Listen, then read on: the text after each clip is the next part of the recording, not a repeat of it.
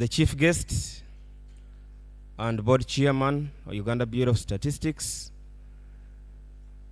we wish to inform you, sir, that today we are disseminating Uganda Harmonized Integrated Survey Report, and this report is going to be disseminated online. We are conscious about the Ebola outbreak in our neighboring country, that is the Democratic Republic of Congo, and it is only important that we do not break the opportunity to share information of national importance with Uganda and the rest of the world. So I wish to inform you, sir, that we are streaming live on UBC TV, which is our national broadcaster, on NTV Uganda, NBS Television, TV West, BBS TV, which is covering the whole of Buganda and other parts of the country. And also we are live on our UBOS official YouTube channel.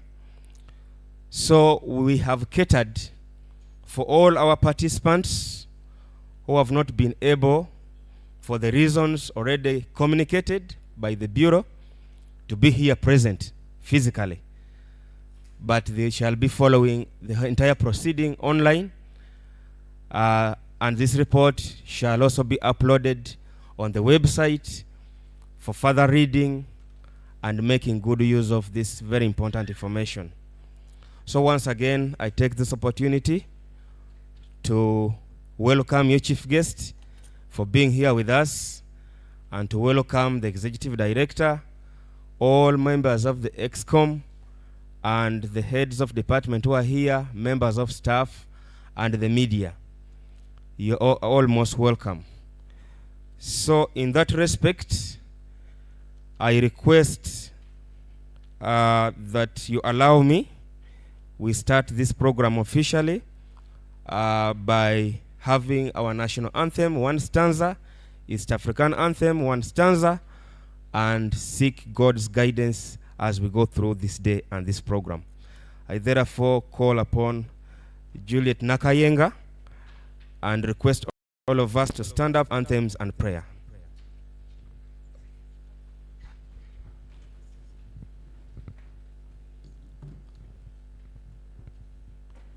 Shall start with the Uganda anthem in Swahili. Uganda mungimari shatwaku paujao wetu wa umoja na huru tusimame imara.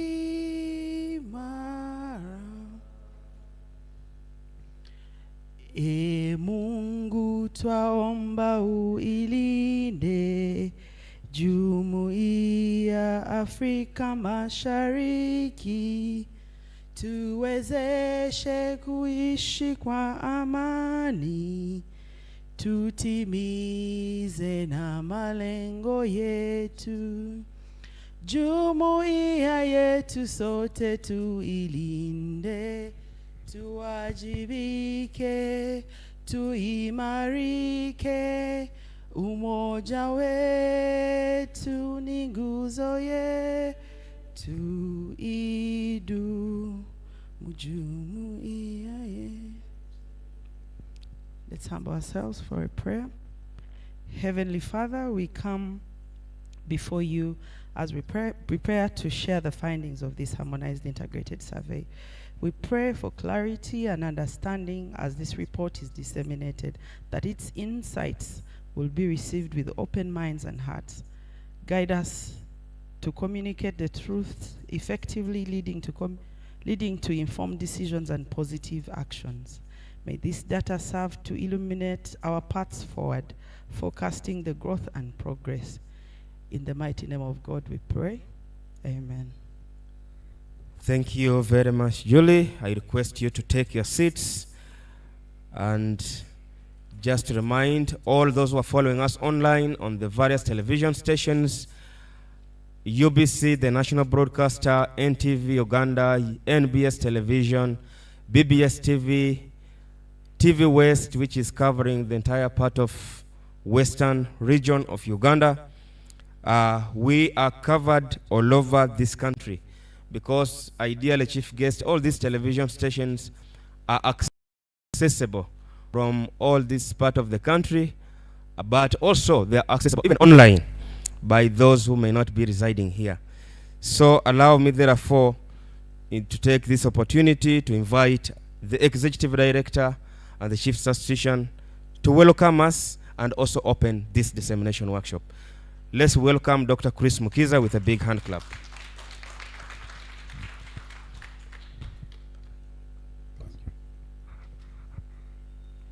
Thank you, Didakas. Our chief guest and chairperson, chairman, Uganda Bureau of Statistics, Board of Directors, Dr. Albert Byamugisha, the Deputy Executive Director, Dr. Vincent Senono, Senior Management, UBO staff present here, the media fraternity, all viewers around the world, ladies and gentlemen, good morning. We are not energized. Good morning. We wish to welcome you all to this occasion as we disseminate the Uganda Harmonized Integrated Survey for 3 waves of 2021-22 as the first wave, 23-24, and a 2024-25 report. The Uganda Harmonized Integrated Survey provides high-quality integrated socio-economic and agriculture indicators for planning, policy making, monitoring the country's international, regional, and national commitments. The Uganda Harmonized Integrated Survey will give the country up-to-date statistics on the stature of households, housing conditions, labor force characteristics. It will give us the dynamics in housing conditions, labor force, unemployment, school attendance, access to grid electricity, and financial services, among many others. This morning, the Bureau published on the website the Uganda Business Inquiry Report for 2023-24, as we promised. I hope the public has started reading and analyzing the report. The report contains information and statistics on gross output, value addition in the formal and informal enterprises in the country. These reports are timely for government and private sector to track the transition of households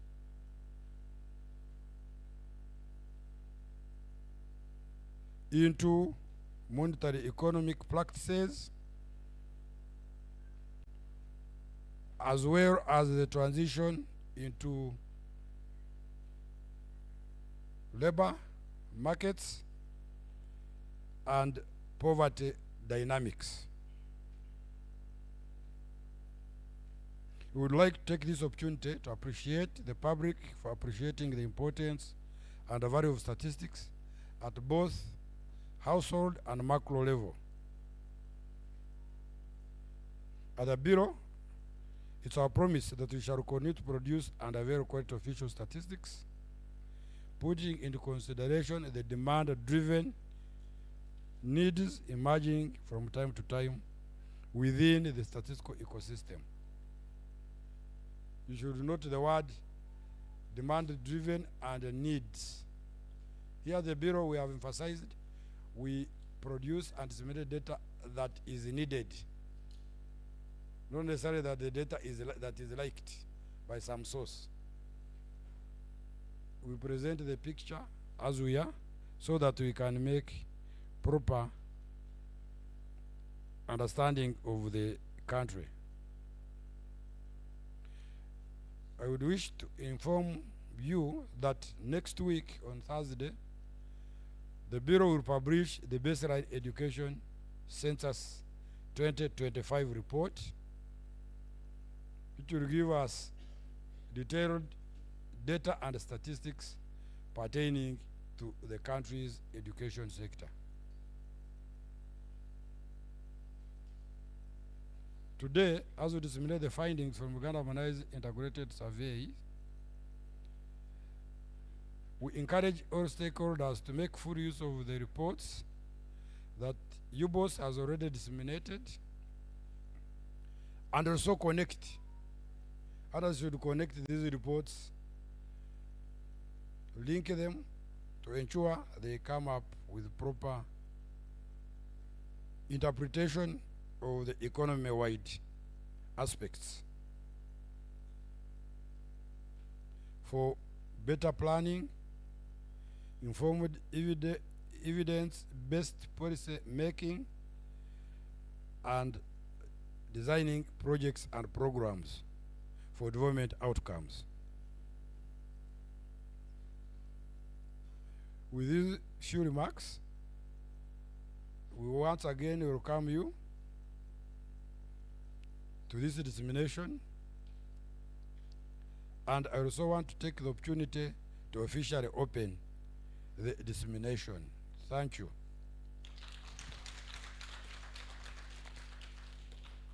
Given that we don't want to waste a lot of time, I would like to call upon the Deputy Executive Director to come and introduce the presenters and make the presentation.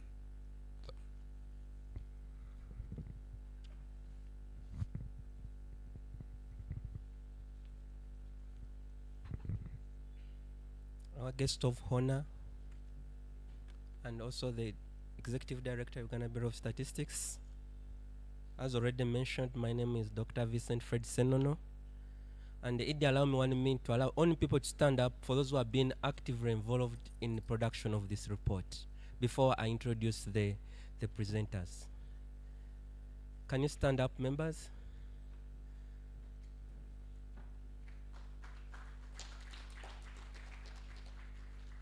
Guest of honor, this team has been working together. So the presenters are presenting on behalf of the Bureau, and we believe that the quality which are disseminated today meets both national and international standards. So allow me introduce the first presenter, Mr. Stephen Barahira, is Head of Department for Surveys and Censuses, and is going to present the first part. The second one, who is going to present the second part, is Audrey Kembigisha. Is a principal statistician in charge of surveys and census. And the third presenter is also a principal statistician, Madame Flavia Oumo Naiga. He's a seasonal agricultural statistician. So, guest of honor and members, this is, as already mentioned by Idi, I'll just say one thing. This is one of the surveys which tracks individuals and households over time. It is different from other surveys WOBOS has been undertaking. So if you want to know someone who has been Prime 1 in 2021, what happened in 2022-23, what happened in 2023-24, and what happened in 24-25. This is the only survey which tracks individuals and survey unlike other surveys at household level which cover cross-sectional data. Therefore, allow me introduce Stephen Barahira to present the first part of the presentation. Thank you.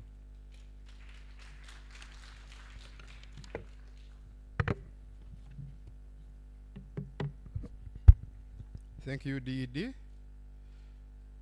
Good morning. I'm going to take you through the first presentation, which will mainly cover the introduction and then the methodology of this survey.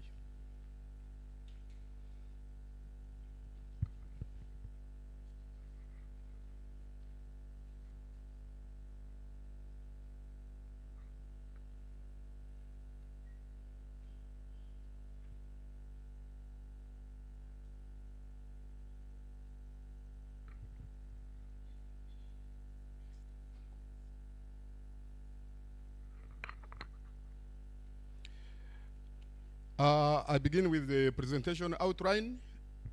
We shall have an introduction.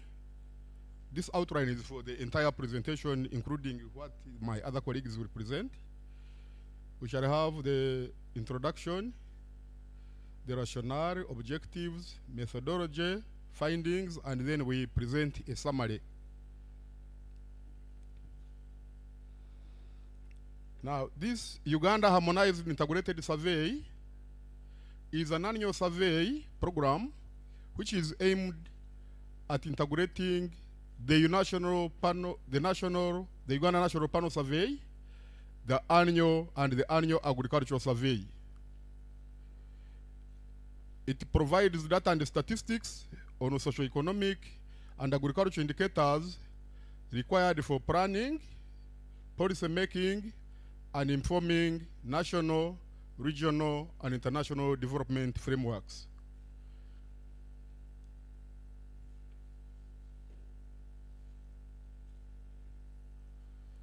Now, this presentation we are going to make, it covers the 3 waves or survey years where we covered this survey, starting with the first wave, which was undertaken in 2021-22. The naming will be 2021-22 will be our wave 1, 2023-24 is our wave 2, and 2024-25 is our wave 3.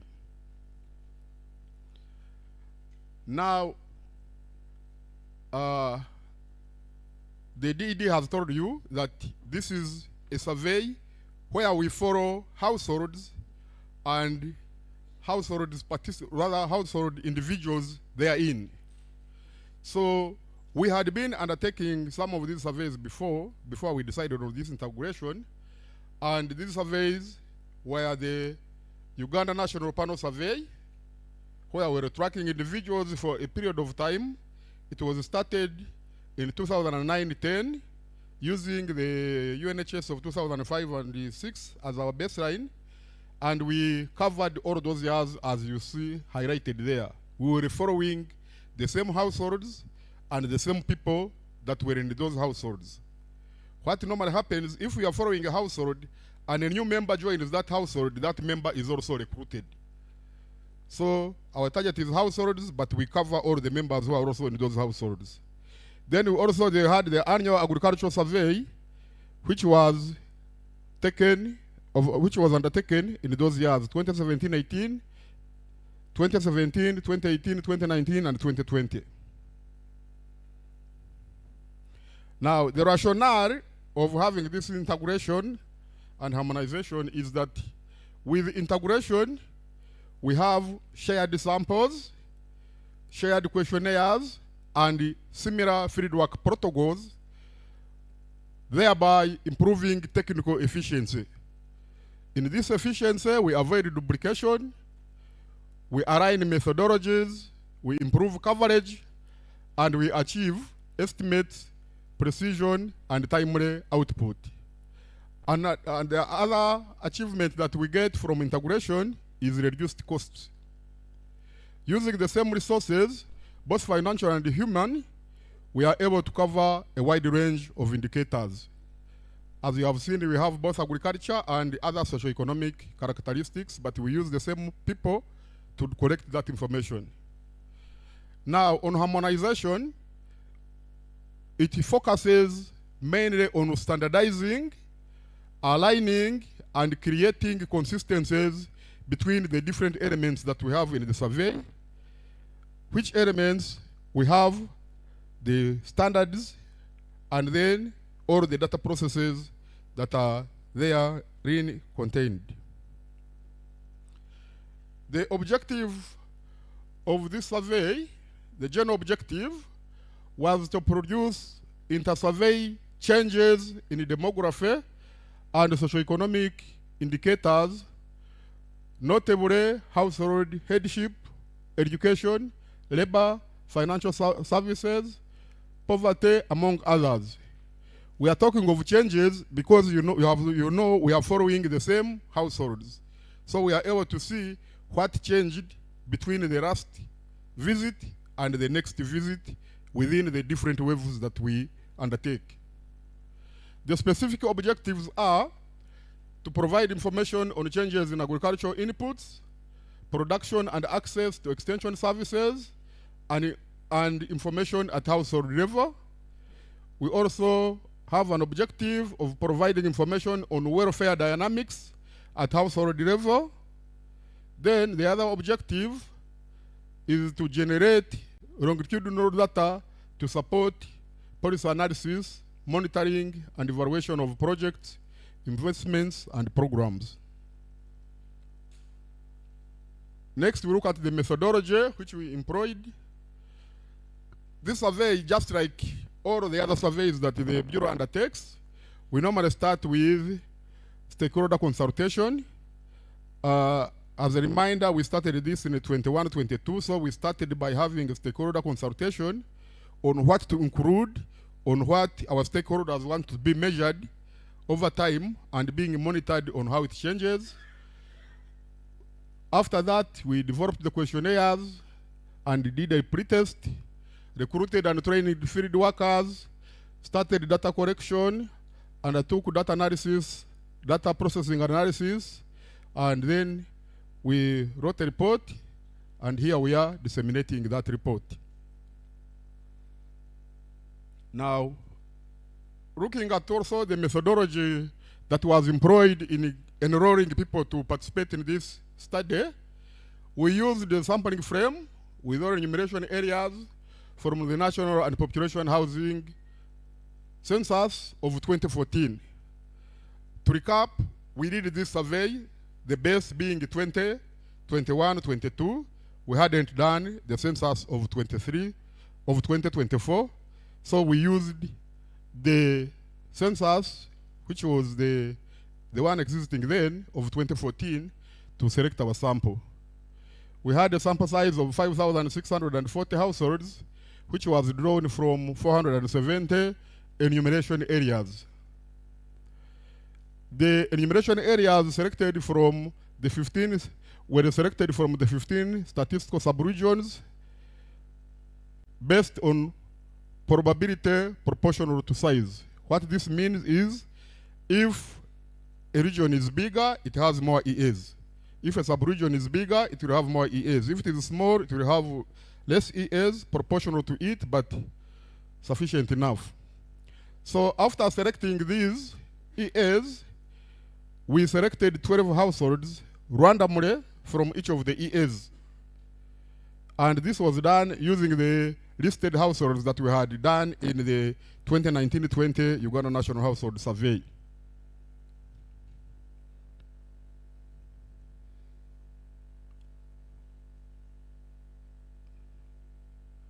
Well, the people, the thing has disappeared. Okay. Now, the sampling, we used a two-stage stratified sampling, and whenever you see stage, what should go in your mind is that there is a selection at that stage. So when we say two-stage, we are selecting at 2 times. First of all, we select enumeration areas, And then after selecting enumeration areas, we select households. If we were targeting individuals and we went ahead and targeted individuals on another selection, then that would be a 3-stage. But here, we were selecting enumeration areas, and then within the enumeration areas, we select households. So we selected 40 enumeration areas, 470 enumeration areas, and within each EA, we selected 12 households, yielding a sample of 5,640. But the reporting was done at 5 statistical regions.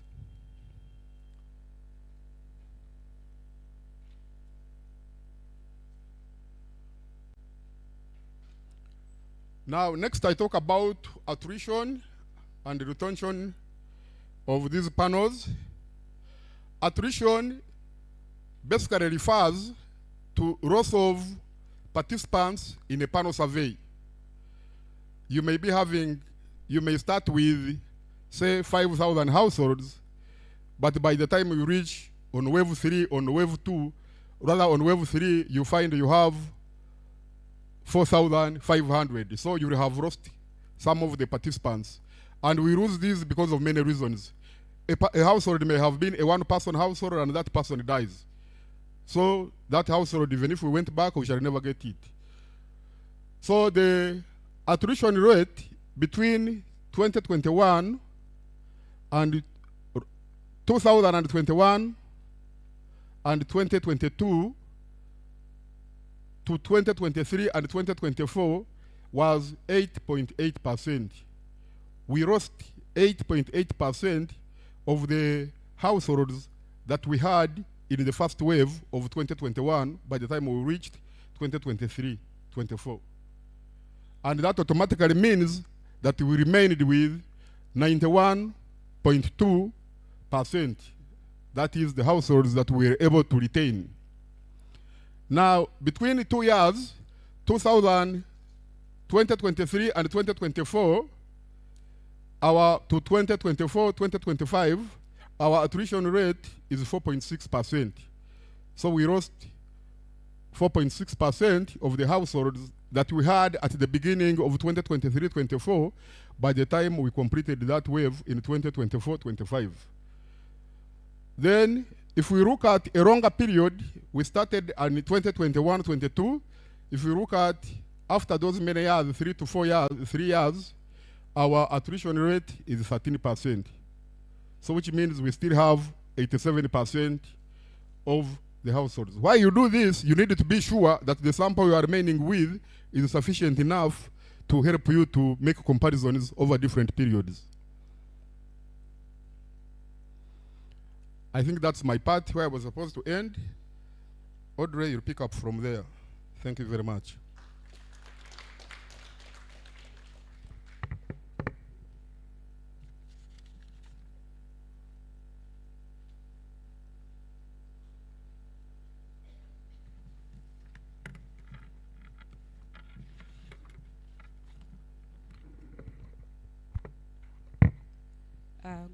Good morning, ladies and gentlemen. Allow me to ride on the protocol already established and to take you through the second part of the findings. My name, once again, as introduced earlier, is Kemjisha Audrey Abaho, Principal Statistician under the Department of Social Surveys and Censuses.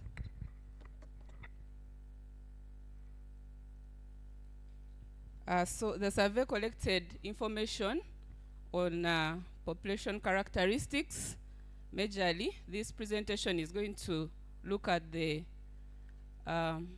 household headship and later on the household size in that category.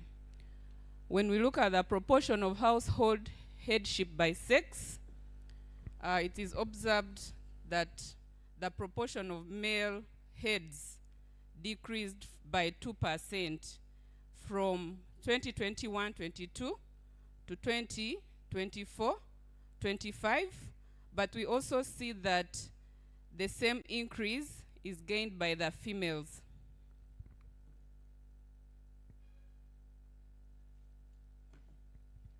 talking about the percentage distribution of households by number of household members.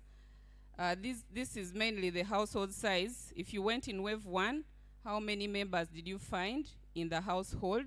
So there were 1-member households, 2 to 3-member households, 4 to 5-member households, and then more than 5. And the findings indicate that the proportion of 1-member households increased by 2.4% from 7.8 in 2001 and 2021-22 to 10% in 2024-25, the third year.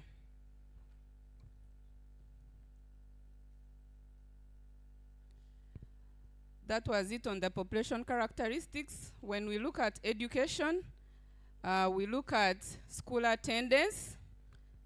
When we look at the persons aged 6 to 12 years that are currently attending school by year, the findings show that the proportion of persons aged 6 to 12 years who were attending school increased by 9.1% from 85.5% in 2021-22 to 94.6% in 2025. And you can see that there was a general increase by sex, both male and female, though male indicated a slightly higher increase than the females. In this slide, we are looking at learners enrolled in primary school in 2021-22. That's the first wave. And we are still in school in the third year, that is 2024-25, by sex. The first column shows the class the learners were attending in 2021-22, and then we have disaggregation by sex. So for example, if we look at P7, how do we interpret that? It means that 75.5% of learners who were in P7 in 2021-22 were still in school in 2024-25. And for example, if you look at P1, the interpretation there is that 97.1% of learners who were in P1 in 2021-22 are still in school in 2024-25. You observe that there's a cumulative decline. When you're in P7, there are more. As you go down, they reduce. Similarly, the other one was at primary level. This is at secondary level. So at secondary level, if you look at senior 1, 89.9% of learners that were in senior 1 in 2021-22 were still in school in 2024-25. If you look at senior 4, it means that 41.5% of learners who were in senior 4 in 2021-22 were still in school in 2024-25. Here we are looking at literacy rate of persons aged 10 years and above by sex. And the findings indicate that literacy rate increased by 11.7% among, that is at national level. It increased by 11.7% from 73.6% in 2021-22 to 85.3% in 2024-25. We also look at literacy rate by rural-urban disaggregation, and the findings indicate that in rural areas, literacy rate increased by 15.4% from 67.8% in 2021-22 to 83.2% in 2024-25. The next slide, we are going to talk about labor force characteristics. But before we delve into the statistics, let's look at these definitions and understand them so that we understand the next two slides. When we talk about non-farm wage employment, we refer to persons who work for pay or profit in non-agriculture activities. Then when you look at farm wage employment, here we are referring to individuals who work for wages in their own farms. Non-farm self-employment refers to persons who operate their own agricultural businesses or activities for profit. Then on-farm self-employment consists of persons who work on their own agricultural farms. You have your farm and you're working, you're considered as a person who is in self-employment. Then for subsistence work, these are persons who produce mainly goods and services for their own consumption. Then the not employed refers to the unemployed or the persons outside the labor force. Important to note also is that this section looks at only persons aged 15 years and above. So when we look at the activity status of persons 15 years and above between the two survey periods, we note that the proportion of persons aged 15 years and above in non-wage employment, as I explained, non-wage employment is for those who are working for pay. So it has increased by 3% from 14.9 in 2021-22 to 17.9% in 2024-2025. The next slide is similar, but we are looking at a longer period. And the longer period also confirms this increase by even a greater percentage. And the findings here indicate that the proportion of persons aged 15 years and above in subsistence work decreased, while in the non-farm wage increased. So it's a swap between subsistence work and non-farm wage employment, and also slightly on non-farm self-employment. So that was on activity status. Here we look at occupation of the main job for persons 15 years and above. Mainly, there was a major decline in persons working as skilled agriculture, forestry, and fishery workers. If you look at the change between 2021 and 2021-22 and 2024-25, it reflects a decrease of 6.5%. When you look at the professionals, you look at the change between 2021 and 25, there was an increase of about 1.3% if you look at the line of professionals. If you look at the line of managers, there was also a slight increase in the proportion of managers. So that implies that we also observe a decline in the elementary occupations. So it implies that people are moving away from elementary occupations slightly to more skilled occupation. When we look at sector of employment for persons aged 15 years and above, in the panel, the findings are not any different from the ones we've had in previous surveys.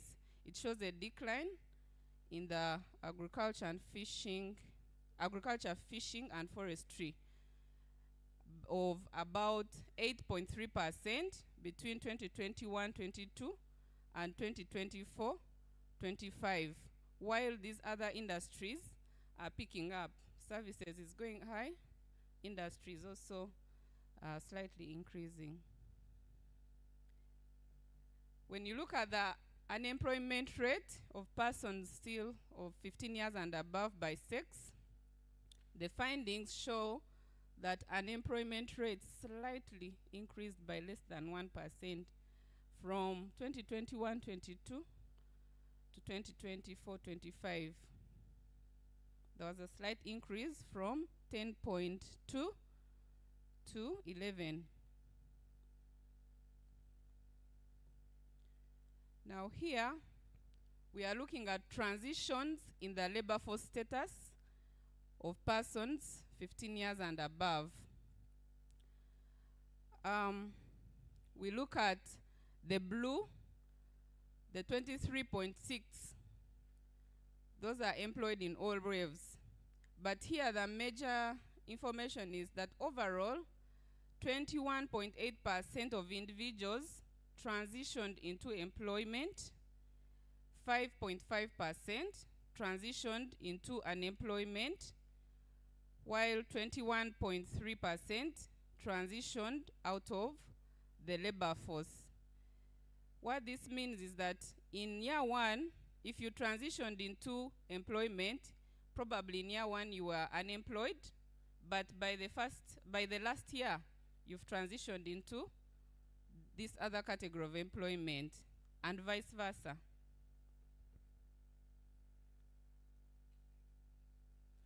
That was at national level. Here, it has been disaggregated by sex and rural urban. I think majorly the changes are, you can see when you look at transitioned into unemployment by end of 2024 and you look at the male compared to females, you look at that males, the proportion of males that transitioned into unemployment is higher than that of female.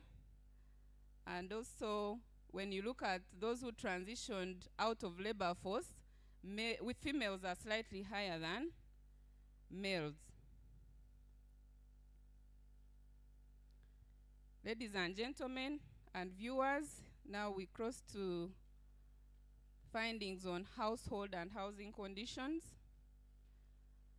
We start with households that were using, whose main source of water for drinking was improved and within 1 kilometer. The national aggregate is the line in the middle that reflects gray. And we see that the findings indicate that the proportion of households using improved water sources increased from 8.2%, increased by 8.2% from 70.2 in 2021-22 to 78.4% in 2024-25. And we also observe that the urban proportions are higher than the national average, meaning they access more improved water source within 1 kilometer. When we look at households using grid electricity for lighting by rural urban, the findings indicate that the proportion of households using grid electricity increased by 4.2% from 25.3 in 2021-22 to 29.5% in 2024-25. We go ahead and look at the use of clean fuel and technology for cooking by sex of head and by rural urban. And the findings indicate that the proportion of households using clean fuel and technology for cooking increased slightly by 1.1% from 1% in 2021-22 to 2.1% in 24-25. And we see that for the urban, the proportions are high, implying that in the urban, there's a lot of use of clean energy, clean fuel and technology for cooking, like the gas, the electricity grid, and all that.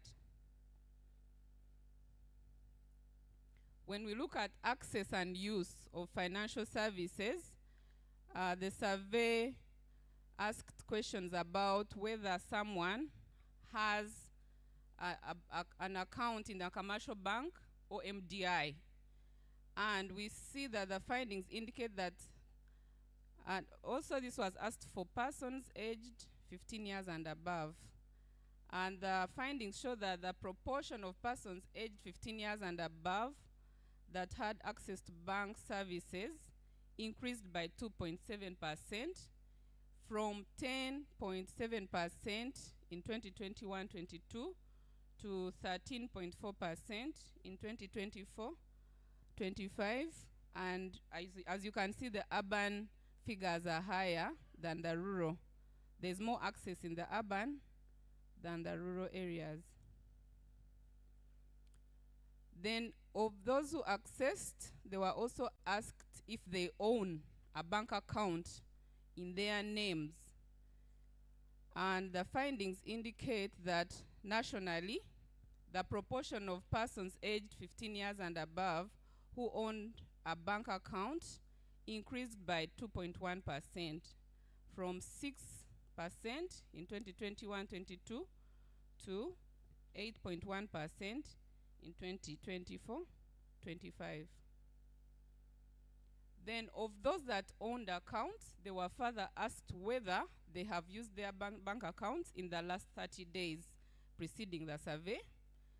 And we see that the findings indicate that the proportion of persons 15 years and above that had used a bank account increased from 2.4% to increased by 2.4% from 8.5% in 2021-22 to 10.9% in 2024-25. We are now going to look at persons who obtained credit in cash, and we can see that the proportions of persons obtaining credit in cash decreased by 1.9% from 15.3% in 2021-22 to 13.4% in 2024-25. Similarly, persons who obtained credit in cash, these ones are persons who borrow goods. You've gone to the shop, you've borrowed a kilo of rice, and so on. The proportion has also decreased by 2% from 16.1% in 2021-22 to 14% in 2024-25. So when we look at access to mobile money among persons aged 15 years and above by sex, the findings indicate that the proportion of persons aged 15 years and above who had access to mobile money increased by 13.3% from 34.4% in 2021-22 to 47.7% in 2024-25. And when you look at the male disaggregation, you can see that there is slightly a higher increase of access to mobile money compared to their female counterparts. Now this is the disaggregation by sub-region between the 2 years. First we are looking at 2021-22 to 2023-24, and still it shows a positive change. And we see for Western, the access is higher for Western, followed by Eastern. In Western, the change is 8.4%. In Eastern, it's 7%. When you look at a longer period,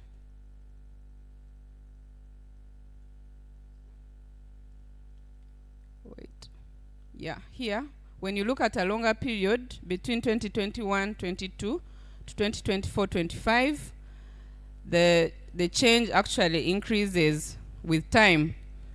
You now look at Western having a change of 17.2% between 2021-22 to 2024-25.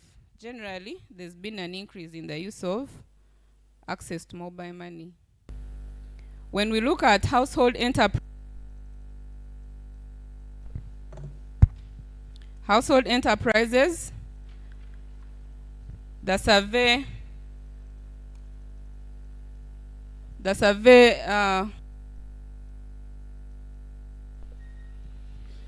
collected information on households operating household enterprises, and this has been disaggregated by rural urban, and we see that the proportion increased by 2% from 34.3% in 2021-22 to 36.3% in 2024-25. There's a slight increase.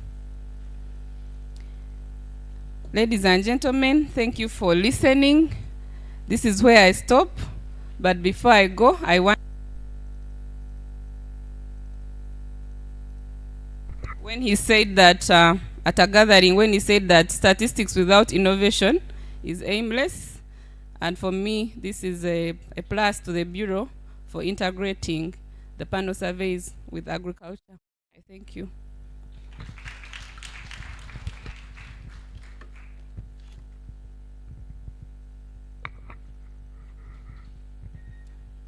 Good morning, ladies and gentlemen. My name is Flavio Umo, and I'll be taking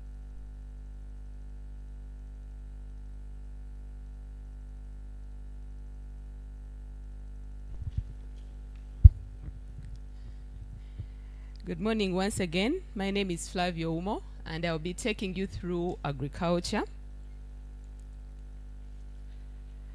For the households that we followed between 2021 and 2022 and 2024-25, we realized that 65.4% of the households were agriculture in 2021/2022, and 63.9% were agriculture in 2024-2025. If we take a look at the changes that have happened in the households that we were following for the 3 years, of the households that participated in the survey across the 3 years, 56.6% were participating in agriculture in all the 3 years. 8.8% went out of agriculture in 2025, implying they were not previously they had done agriculture, but in 2025 they were not engaged in agriculture. 7.2% were not undertaking agriculture before, but in 2025 they started agriculture, while 27.4% were not engaged in agriculture in all the 3 years. Of the 56.6% households that were in agriculture in the 3 years, 97.1% were engaged in agriculture in 2021-22, while 90.9% were engaged in agriculture in 2024-2025. This shows a decline of households that are participating in crop growing between 2021 and 2024. You can see that there's a decline from 97% of the households engaged in agriculture that are crop growing to 90.9% in 2024.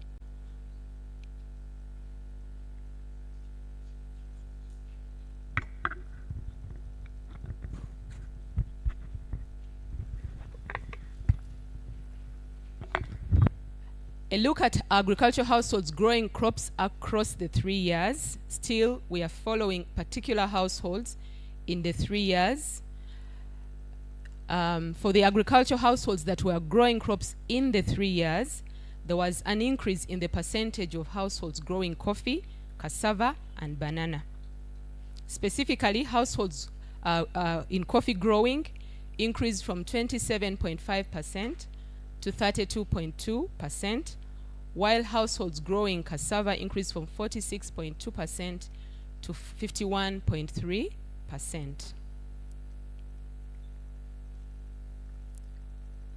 The percentage of agricultural households growing crops still within the 3 years, but we are looking at sweet potatoes, households growing sweet potatoes, growing beans, and growing maize. There was a decline in the percentage of households growing sweet potatoes, beans, and maize between 2021-22 and 24-25. Specifically, the households growing sweet potatoes declined from 37.3% in 2021 to 25.1% in 2024-25. While the households that were growing beans also declined from 59.4% in 2021 to 54% in 2024-25. Access to extension services.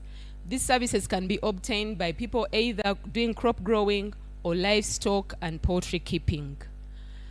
A look specifically at the households that participated in agriculture across the 3 years, that is the 56.6% that we looked at in the beginning. 8.8% received extension services in 2021 and 2022. And this, while in 2024-2025, 11.9% of these households received extension services. Hence, we registered an increase in the percentage of households or farming households that were receiving extension services by 3.1%. If you look at the dynamics within receipt of extension services in still the 3 years, and for those households that were engaged in agriculture for all the 3 years, 0.7% received extension services in all the 3 years. So there were some households that were receiving extension services from 2021, received in 2021, 2022, 23, 24, 24, 25. In all those years, particular households were receiving extension services, and these comprise 0.7% only, while 24.1% received extension services in at least 1 year of the 3 years that we covered, while 75.2% of the households that were doing agriculture for those 3 years did not receive extension services at all. Access to agriculture information.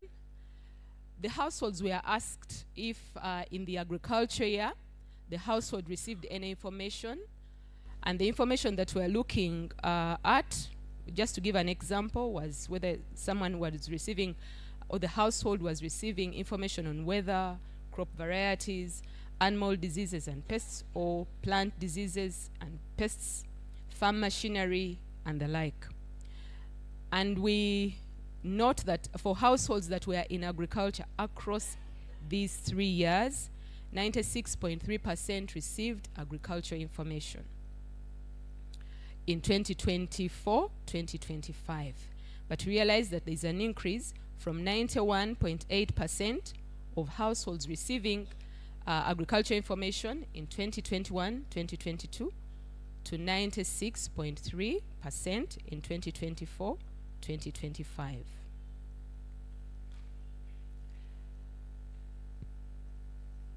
Use of fertilizer among households that we followed. The households were asked if the household had used any fertilizer on a particular garden during the season. And we note that for households that grew crops, because fertilizers are used by those ones that grow crops, we note that 34.8% used fertilizer in 2021-2022, and 41.1% also received used fertilizer in 2024-2025. Hence, there is an increase, as you can see the bars. Thank you very much. Let me invite Mr. Bariahira.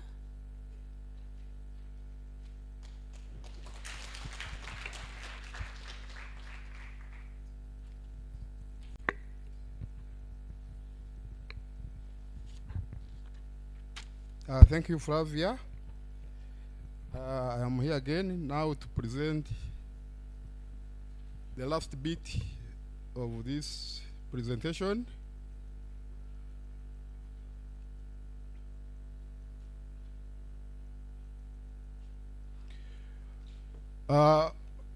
Just as we told you from the introduction that part of this survey, it tries to look at how the welfare of people or households in this survey are changing over time. We normally compute poverty by looking at the expenditures of households, what they spend on food, what they spend on clothing, what they spend on what, and we compute poverty. Now this one is going to give us how the members in these households have been changing in poverty. The first line that we look at is people who were never poor in all the three waves. Having computed the poverty in those waves, you find that individuals in wave 1 or in 2021-22 were never poor, were not poor. In the middle wave, they were not poor. And in the third wave, they were not poor. That is the number which is 57.2. Now, moved out of poverty in 24-25, this one means those people were poor in 21-22, they were still poor in 22, in 23-24, and they moved out of poverty in 24-25. That is 3%. Now, the one who moved out of poverty in 2023-24, the 6.6%, that means that by the time we were starting this integrated survey in 21-22, they were poor. But in the second visit, in 23-24, they were not poor. Now, the ones who switched between the poor and non-poor in all the three waves is 9.7%. Now, the ones who moved in poverty in 2024-25, which means in the first wave, 21-22, they were not poor. 23-24, they were not poor, and they became poor in 24-25. That is 8.2%. Now, the ones who moved in poverty in 2023-24 are the ones whom we never found poor in the first wave, which was 2021-22, but then they became poor in 23-24. Now, the last bit, the chronically poor are the ones whom we found poor in the first wave, which was 21-22. They were poor in 23-24, and they are still poor in 2024-25. That is the 8.9%. They have been consistently poor throughout the three waves.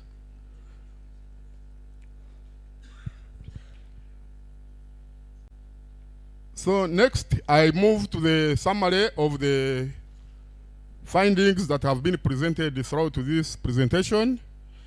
Under population characteristics, we saw that the proportion of male heads decreased by 2% from 66.3 in 2022 to 64.3 in 2025. And 5-member households increased by 5.8% from 44.6% in the first wave to 50.4 in 2025. Education, the proportion of persons aged 6 to 12 years who are attending school increased by 9.1% from 8.5% in 21-22 to 94.6% in 2025. And the literacy rate among persons aged 10 years and above increased by 11.7% from 73.6 to 85.3 in 2025. We normally compute literacy rate based on the ability to read and understand meaningfully in any language. Labor force characteristics, we look at persons aged 15 years and above. In subsistence work, declined from 30.4 in 2021-22 to 25.8 in the last wave. And the unemployment rate increased slightly from 10.2 to 11.0%.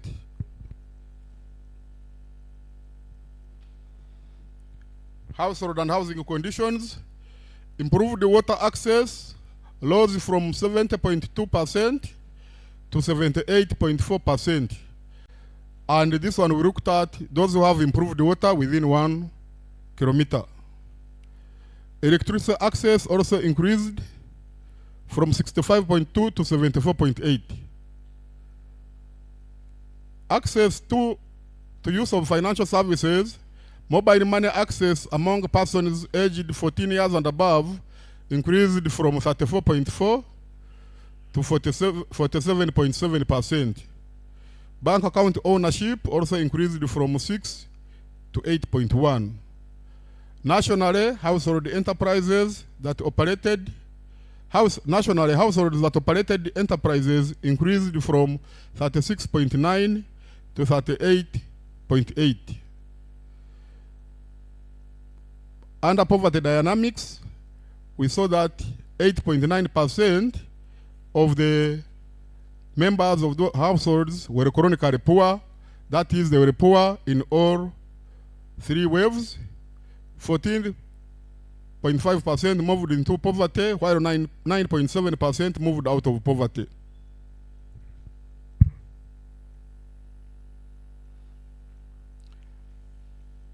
On findings from agriculture, 63.9% of the households were engaged in agriculture in 2024-25. 56% of households engaged in agriculture in all the 3 waves, in all the 3 years. Of the households that were engaged in agriculture all 3 years, 90% were doing crop growing.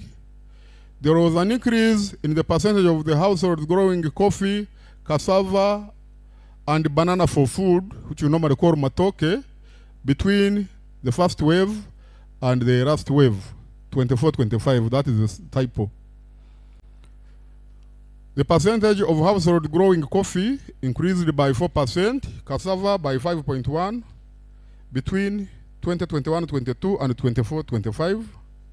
The percentage of agricultural households receiving extension services increased by 3.1% between the 2 survey periods. That's it that we had for you.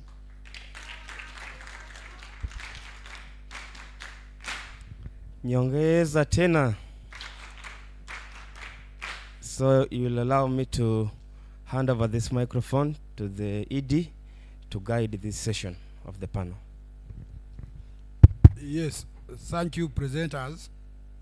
I would like to make a correction on one slide. The one on household and housing conditions. Can you bring it back? Summary of findings.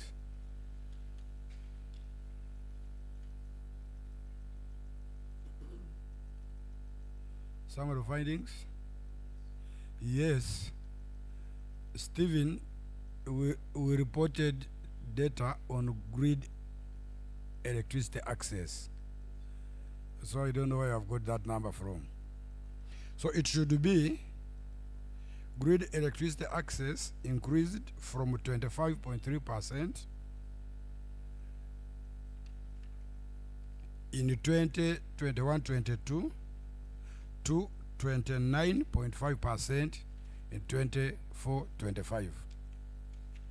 So the audience should take note of that, and that's what I have here.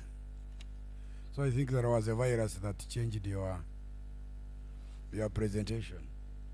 Let me repeat. On the summary of findings, the first bullet gives us improved access, water access that rose from 70.2% in 21-22 to 78.4% in 24-25. While grid electricity access increased from 25.3% in 21-22 to 29.5% in 24-25, which is a 4.2 percentage increase. Note those big numbers. So I hope that one will be collected. Without wasting a lot of time, because we are live on TV, I would like to call upon the chairman, who is our guest of honor, to make remarks and then launch the report.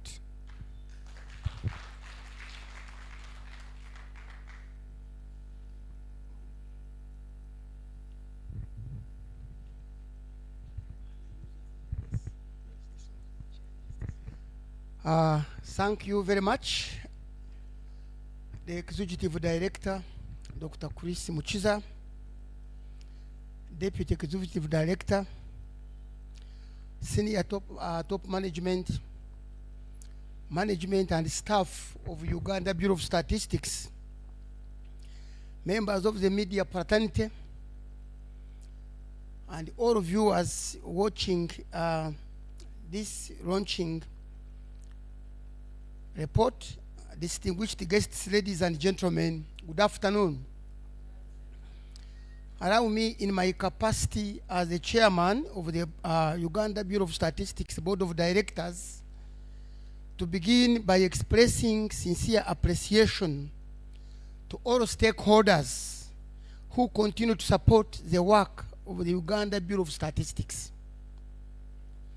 I particularly wish to recognize and thank the government of Uganda for continued strategic and financial support to the national statistical system. I think we should clap for that. To our development partners and the United Nations family for their technical and financial contributions towards statistical development. Then 3, the ministries, departments, and agencies for providing administrative and sectoral data. The first one is the local governments for supporting field operations and data collection activities across the country.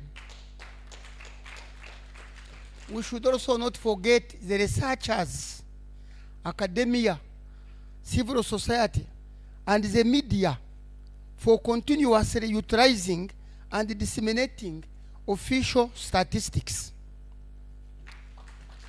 And most importantly, the households and individual Ugandans who voluntarily provide information during the surveys and censuses.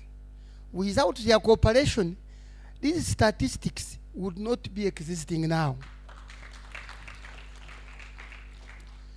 So I wish to commend the Uganda Bureau of Statistics Board of Directors and the management led by Dr. Chris Muchiza and the technical staff by their professionalism, commitment, and hard work in ensuring that Uganda continues to produce credible, timely, and internationally comparable statistics.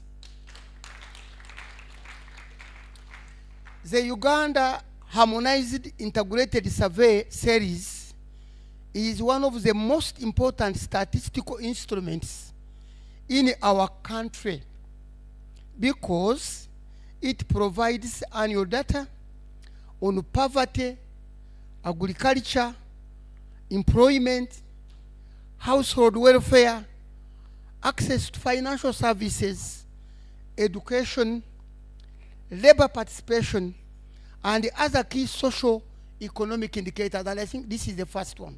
We must thank you for that. So these reports, therefore, provide an important evidence base for monitoring Uganda's development agenda, including the implementation of our fourth National Development Plan, program development plans, and the international agenda where you have the sustainable development goals, and the African, we want the Agenda 2063. So ladies and gentlemen, one of the key findings from the reports is that 66.9% of the households are now participating in the money economy, while 33.1% remain in a subsistence production. This is a very important policy message. It demonstrates that Uganda is making progress in socio-economic transformation. But it also reminds us that 1 out of every 3 households still require deliberate support to transition into productive commercial activity and sustainable income generation. 1 out of the 3 households. So the findings, therefore, reinforce the relevance of government programs such as 1, the parish development model, Operation Wealth Creation, Emyoga, youth skilling initiatives, women enterprise programs, and agricultural value addition interventions, among others. The data helps government and stakeholders to better understand the following. 1, who remains vulnerable? 2, where are they located? What economic constraints do they face?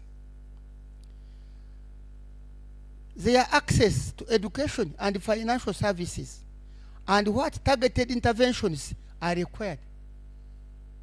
This is very, very important.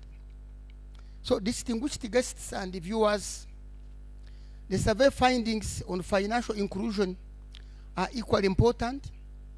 And according to the recent national statistics, Uganda now has over 45 million active mobile phone subscriptions and approximately 35 million mobile money subscribers. This demonstrates the growing expansion of digital connectivity and financial inclusion across the country. Access to affordable credit remains a key enabler of business growth, enterprise development, and household resilience. With the rapid growth of mobile money and digital financial systems, Uganda has an opportunity to further expand financial inclusion and increase the bankable population. This will contribute significantly towards improving businesses' efficiency, increasing domestic revenue mobilization, reducing transaction risks, and strengthening economic productivity.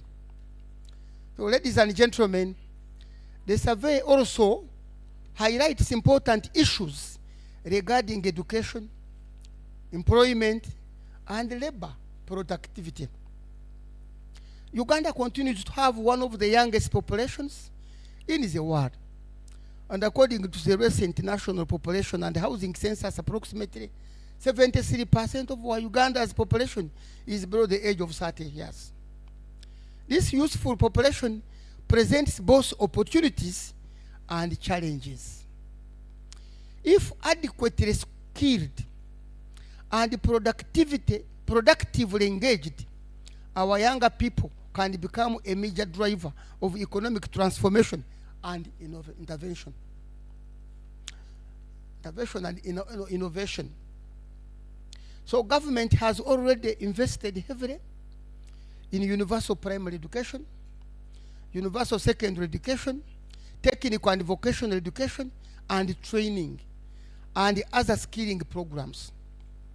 However, we must continue reducing school dropout rates and strengthen the transition from education into productive employment and entrepreneurship.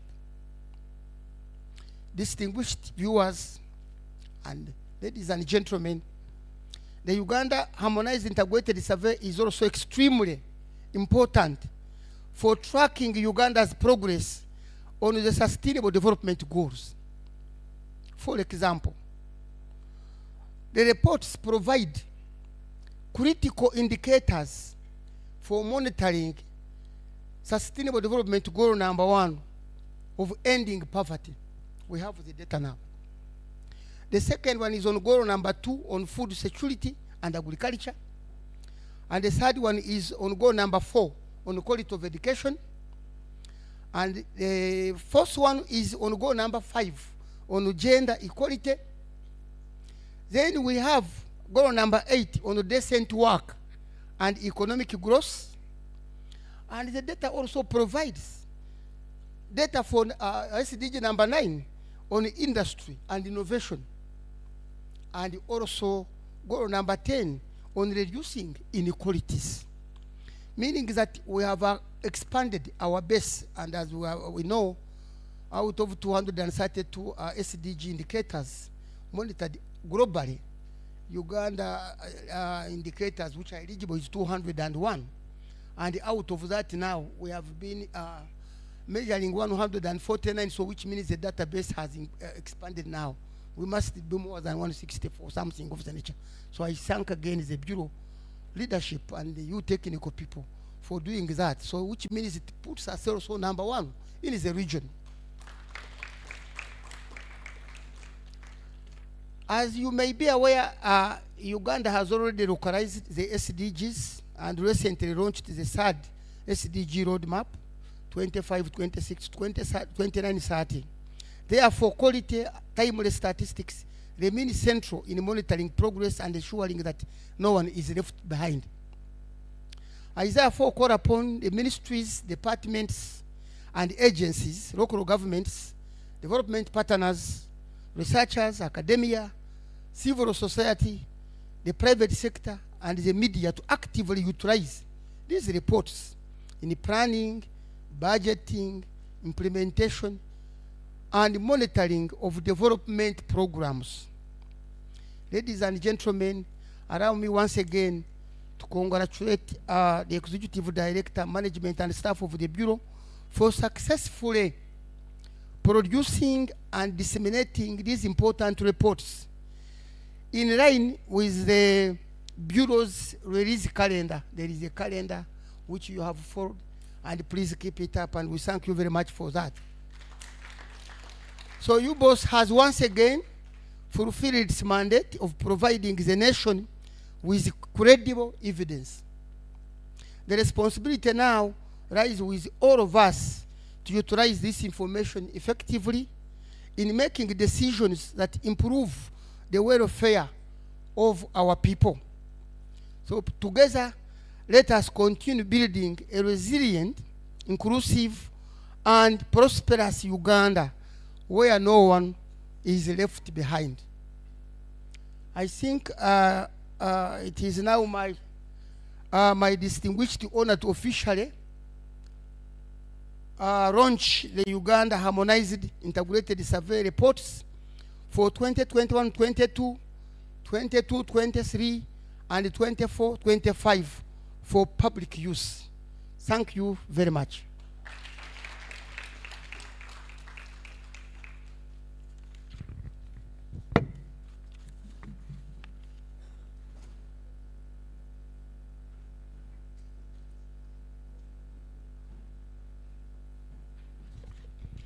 A big hand clap to our chief guest for those very wonderful remarks.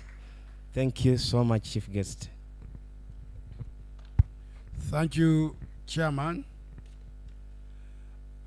you have given us strength to continue working even harder, and we promise we shall not let you down. The next is for you, sir, to launch the report. We have the dummy here, so we shall invite you and the senior management here to join you, and you launch the report. Thank you. After that, we shall have a few quick questions from panel members. We have already received some online that we shall read out and respond to them. And many more should come. We shall also allow, I don't know whether you have a mechanism to allow those who are online to make a comment, but that's after we have launched the report, because I'm sure you may find some of the television are closing. But I know we shall remain with UBC. We shall remain with UBC. So those who are TV watching West and should others. be switching to Uganda Broadcasting Corporation TV.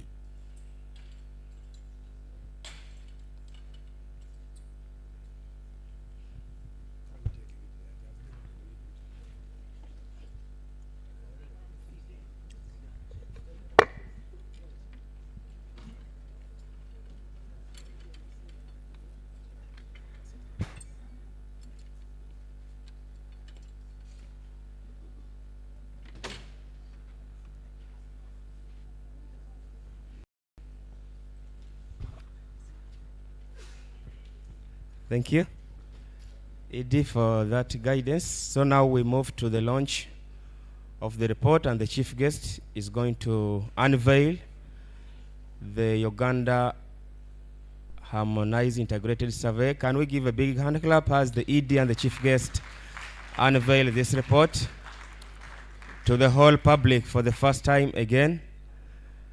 Thank you so much. So now we proceed to the signing, and the chief guest is going to sign first.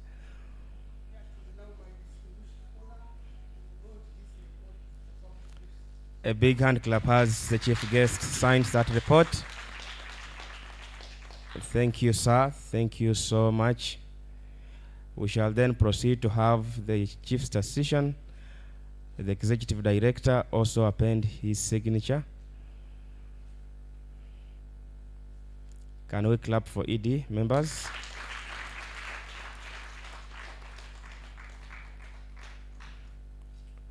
Thank you, doctor. Shall have then the deputy ED also sign. There are so many markers. There are all markers there. Thank you. Director, Population and Social Statistics, please join. In the interest of time, you can sign together. Mr. Barahira.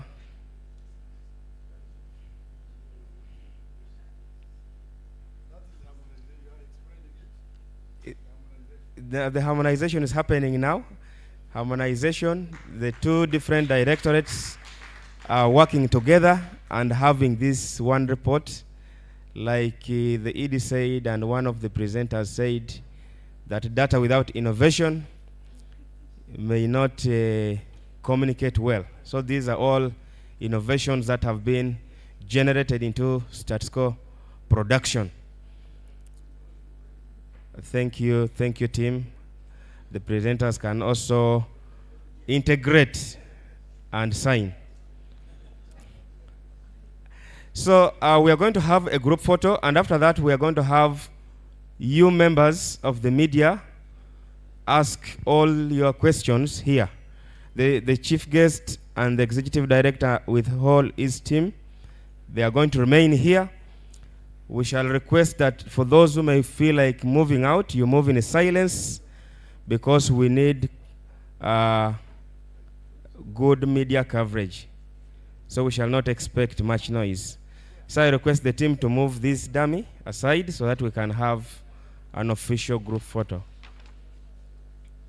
Yes.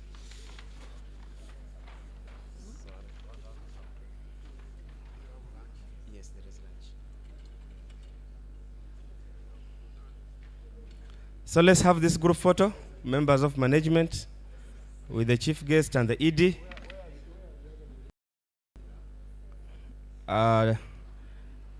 Those are members of EXCOM, the technical presenters, the chief guest, the executive director.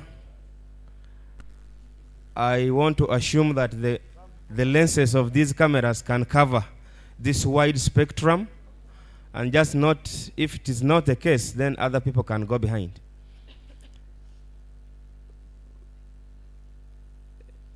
Okay. But it doesn't look so balanced. Behind the session are only 2 people. Can we have some more numbers behind so that we balance this photo very well? Roland, you could go up. Yeah, that now looks much better. Thank you so much. Thank you so much. So like we have said, we are still live on UBC TV. We are live on TV West. We are live on BBS TV and NTV, NBS. We are streaming live on YouTube channel. And like Ed already said, there are several people who have been online and they have put up their comments, which the team are going to respond to. Ed is going to respond to some. And we shall then have the media come here and do one-on-one interviews. Thank you so much. So Ed, back to you, sir.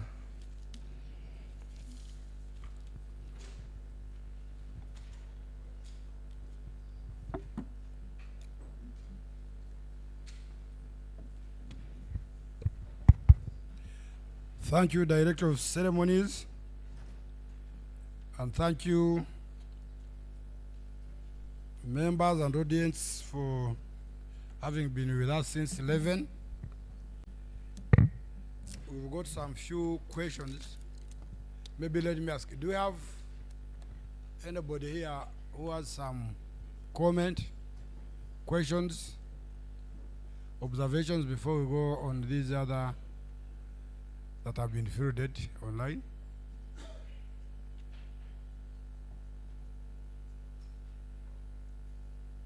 None.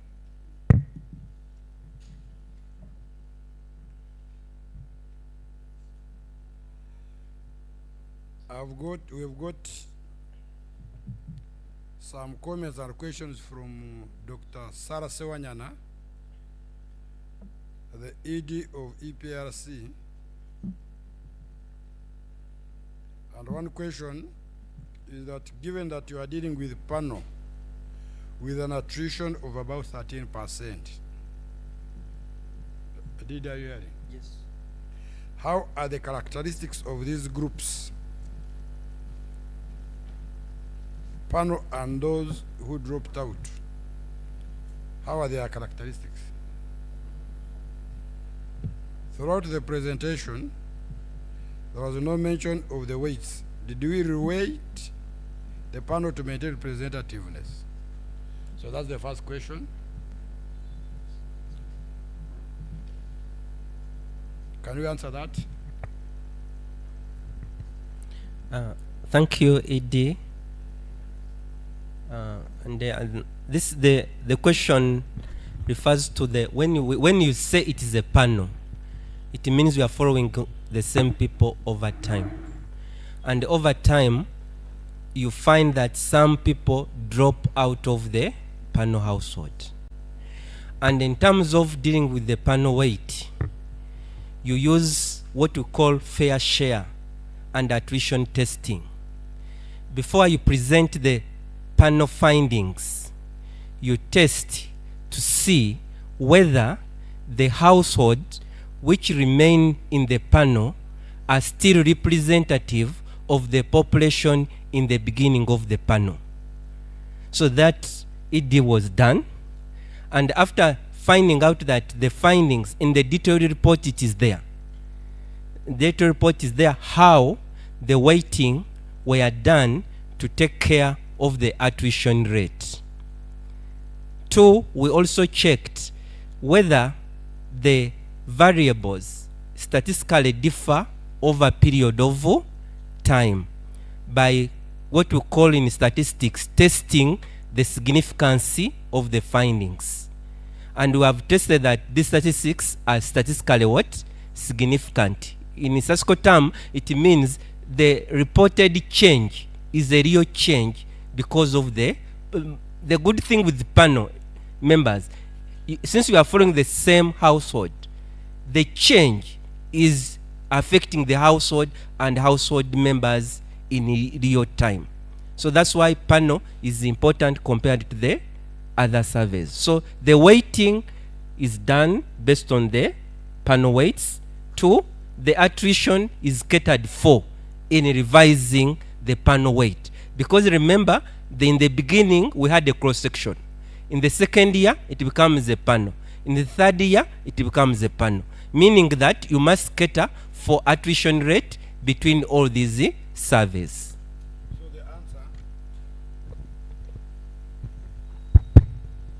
the answer is that we weighted the panel. And of course you are right, we maintain the representativeness. That's why we came up with the national representative dynamics. And on poverty dynamics, she's asking, is this based on national poverty line? Yes. But we can also do based on international poverty line and see how. But since these are changes, I don't expect any radical departure. These are just trends and changes, dynamics. Now, again, my lecturer, Sarah, is asking, the education systems are interesting. There were such a big change over a period of 4 years. How do these figures compare to recent census? Let's wait on Thursday and see the comparison. I don't want to put the cat out of the bag. So we are going to see whether the census validates these panel findings. And that's the beauty of what we call having a lot of data set to check whether there is either internal consistency or because census is a bigger population other than the sample, we shall see whether it agrees with us. I think the question of representativeness, again, you have answered it.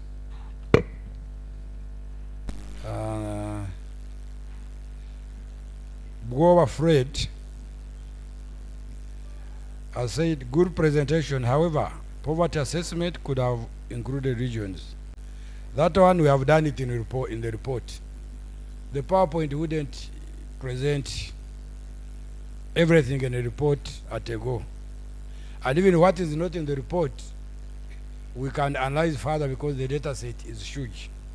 The report is also such, it has a limit, but all of these you are free to engage us and we shall provide them since we produce data-driven statistics. Professor Ben Chirejera, I know you want also to say something. Are you still online so that we give you a chance before we read what you have written?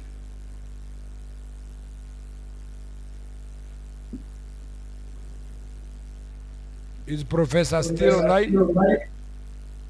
Professor Ben.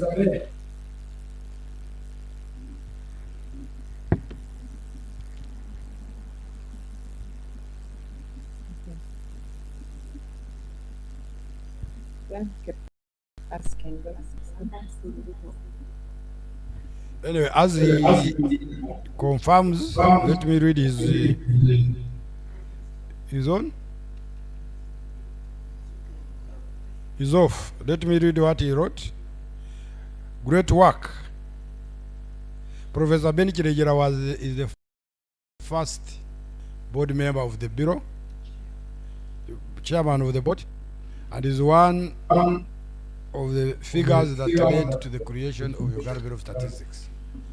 So he continues monitoring our performance. Now he's saying this is a great work. He's happy to listen in. He had said you have some comments. He has asked whether you should type. I think he typed now. He's saying thank you both for data innovation which are evident in the report. Finally, findings are given as percentages. This do not make much sense to many users. It would have been great to give actual numbers, not percentages. The weighted numbers.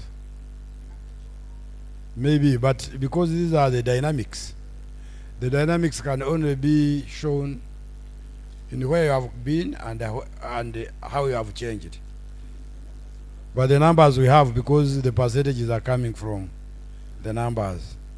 It is just the nature of presenting a panel data sets compared to the cross-sectional. But we have the numbers.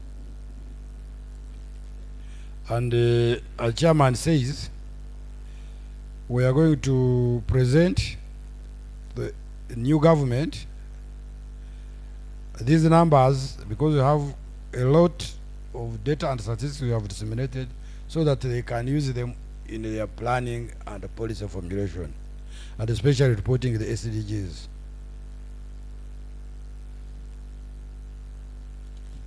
So he's talking of still of the numbers. Wants to know how many people are poor compared to them. We shall produce those numbers. Then the last question is asking who funded the survey, government or donors? This survey was 100% funded by government of Uganda. And that's why the chairman recognized the government for its steadfast support, both financial and also I want also to add the statistical and professional independence we have. We want to thank the government, especially HE, the president, and the Minister of Finance, who have allowed us to do our thing without any interference. And this is what a model National School Office should look like. Initially, we had collaboration with the World Bank and World Food Program, because harmonizing was new. Yeah, FAO, Food and Agriculture Organization, when we are trying to integrate the technical work in the first phase. So we recognize them and the report recognizes them. FAO provided initial funding for the household side, but that was in 2021-22. Later on, government funded for the other two waves. And they also have funds to start a new wave of 2026-27.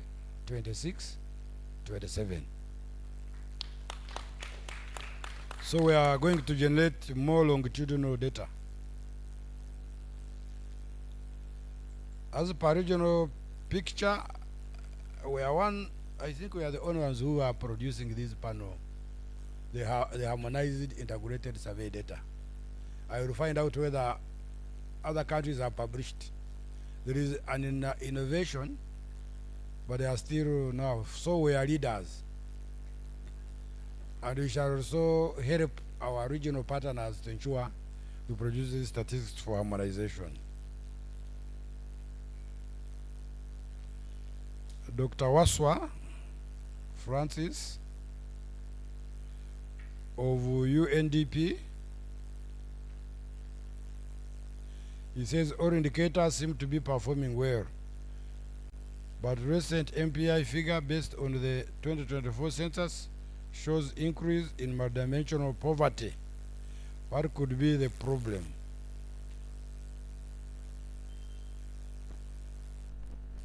You remember those who are here when we disseminated multidimensional poverty, we said this was a baseline. We cannot compare the estimates from a population census with a sample. So we are taking the 2024 multidimensional poverty index as a baseline, And we are still refusing to be drawn into comparing the area MPI derived from surveys. But in the next UNHS, because now we are going to base on the frame of population census 2024, we shall be able to check the movements and the performance in MPI.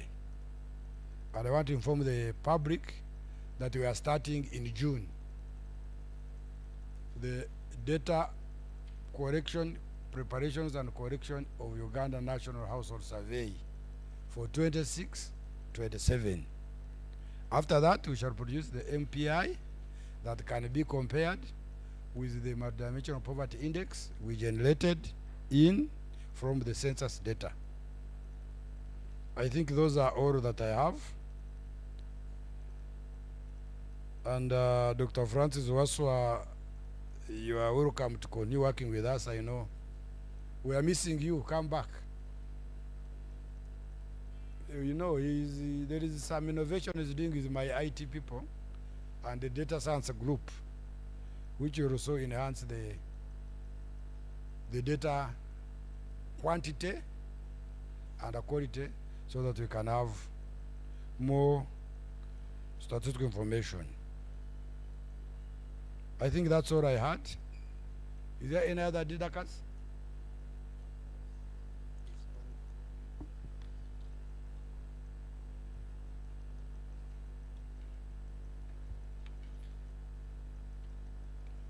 Francis Okongo, is this professor?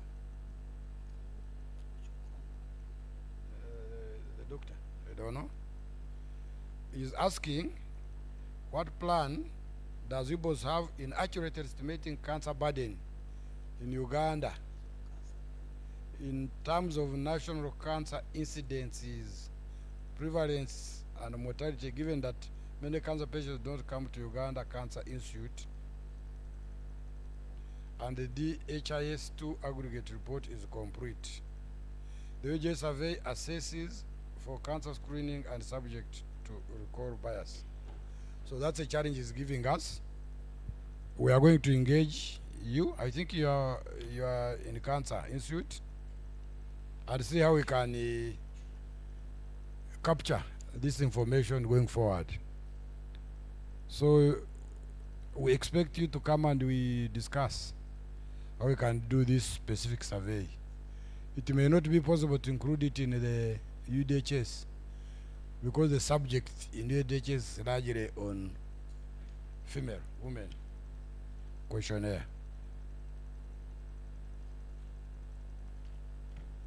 So I think we are done. The next is turned over to Didacus.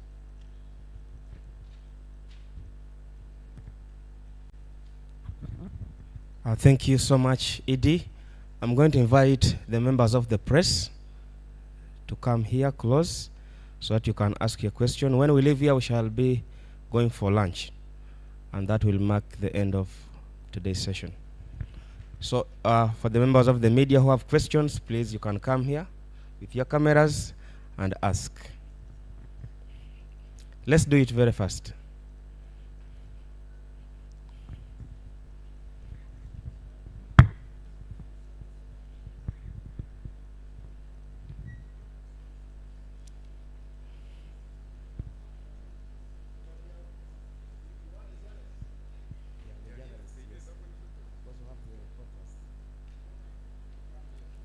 Can you please come?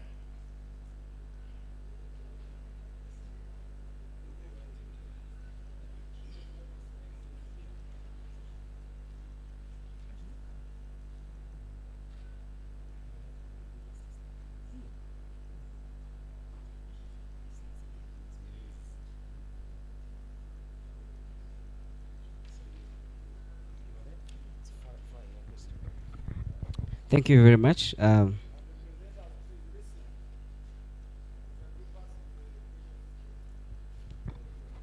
Thank you very much. My name is Ramson Mhire. I work with NBS TV. I have two questions. The findings indicated that 14% dropped from being rich people to being poor into poverty. 14%. 8 in about 2024-25 and 6 in about 23 and 24. That's what the figures show. Dropped into poverty in 24-25 and 6 in 23-24. Dropped into poverty. That's 14. It's about 14.45, something like that. So, what explains people turning from rich into being poor? What is the problem? What befell their riches? 2, the findings also indicated that more Ugandans are borrowing from the bank, taking credits from the bank, are reducing over the same period, over the period of time from 22, 23 to up to 25. Why are they no longer borrowing in the banks? But also, where are they borrowing from now? Or they stopped borrowing? Thank you very much.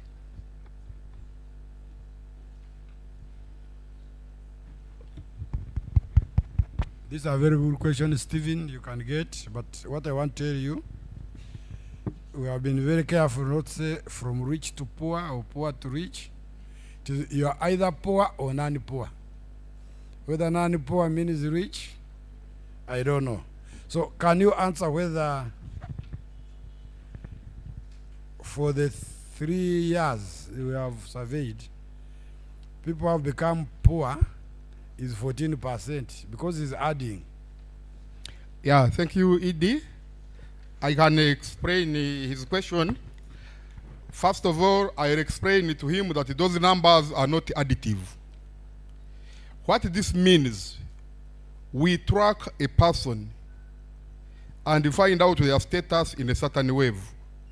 Now, for example, if I can explain the 8.2, who moved in, the first one, 6.3, who moved in poverty in 2023-24.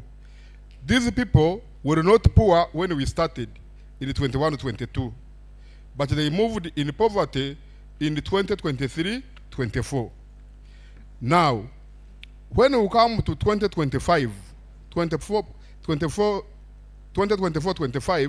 it is 8.2. But this one does not necessarily mean that the other 6.2, so other 6.3 are still poor among these ones. So that's why the numbers don't become additive. We are looking at a certain wave. We compute poverty in a certain wave and determine how many poor and how many are non-poor. We don't use even the word rich.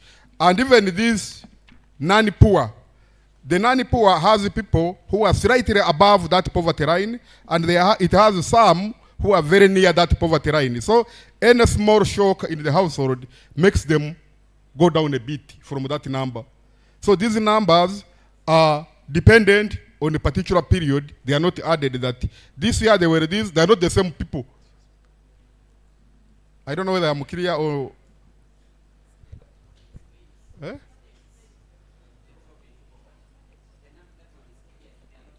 Yeah.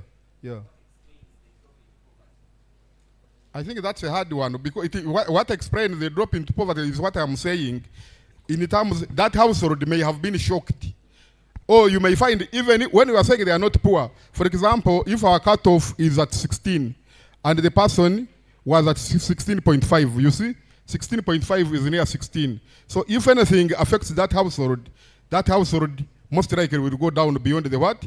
So it depends on, there must have been a shock in that household. Maybe they didn't produce well in their earnings, in terms of agriculture. If they were getting food, they didn't. And because they were very close to the what? To the poverty line, they sank back. You will find that in the next year, in 2045, those people now are not poor. Another group is the one which has come into that what? To that group.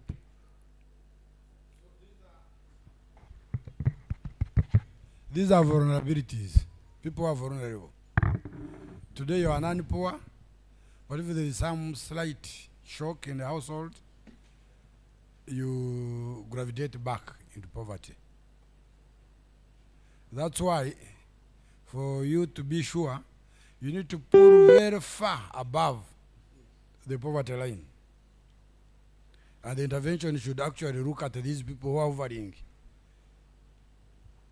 just near the poverty line. They are non-poor, but they are not, that's why we are not saying rich.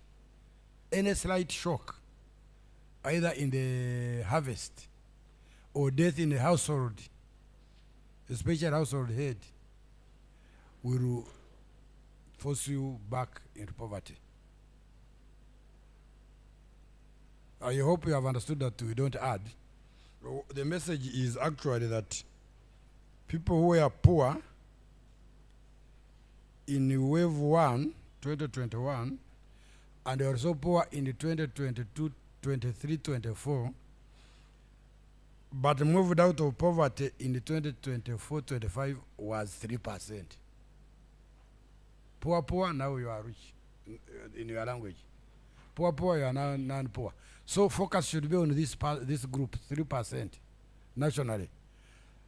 How can we ensure that they don't gravitate back into poverty if there is any slight shock in the household? That's the biggest message.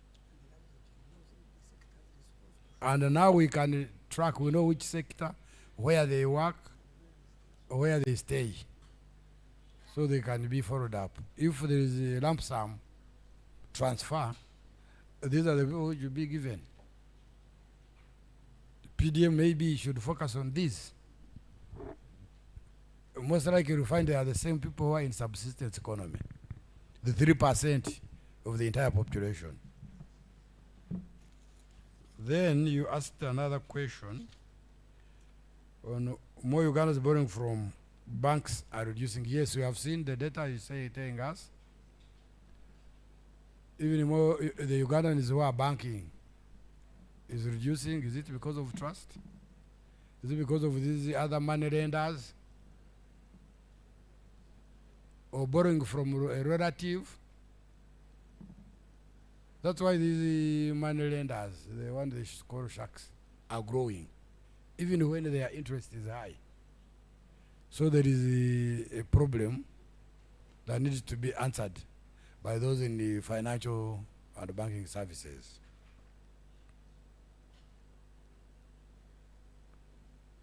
Any other question from the media?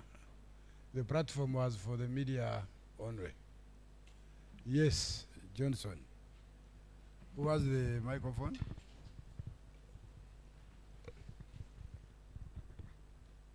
Good afternoon, ED and all members. When you go to poverty dynamics, 8.9 are chronically poor in 3 phases. We wanted to know where are these, which region has the highest number that has remained chronically poor in the 3 waves and why? Because we have seen the distribution of PDMD, PA, Myoga, and the rest. So, which are these regions and why?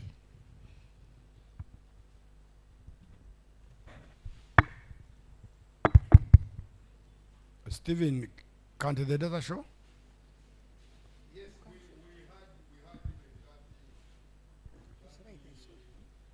You have the slide in the report.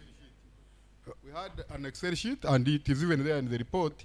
She's trying to check to see if we have that Excel, which had by region, by male, female, by urban, by region. Eh? Region, you want central, western, northern, Yeah. whatever.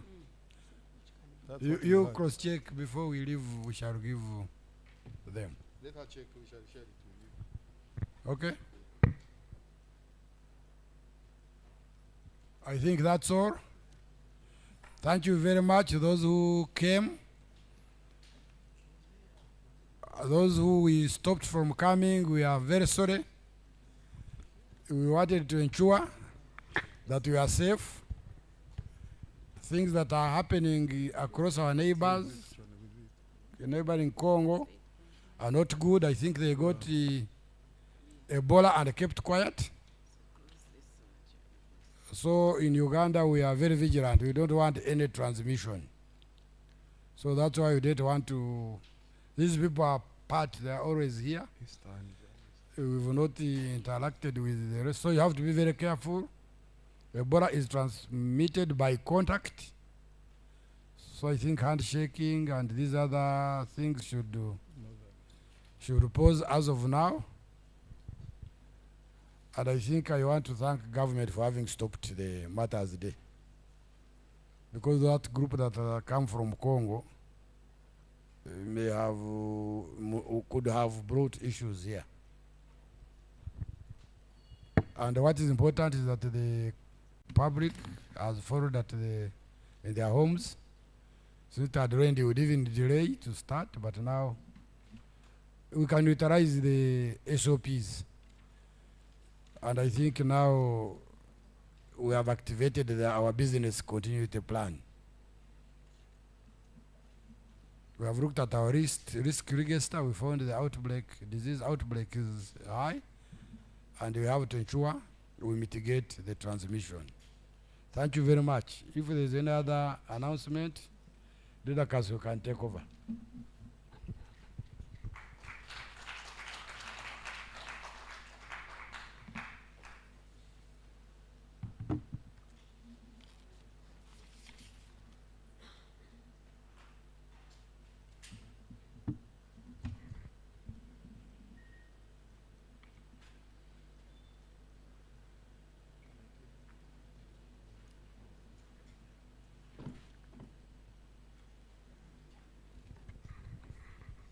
So thank you so much, Edie. Thank you, our chief guest. You may humbly take your leave, and then we shall invite for the other platforms that listen to Luganda and are interested. The DED is going to give the same message in Luganda so that we do not de-emphasize any language. Thank you so much. Otherwise, you are invited for lunch. The coupons are with one of our colleagues. She will be at the door to give those who are leaving this room. Thank you.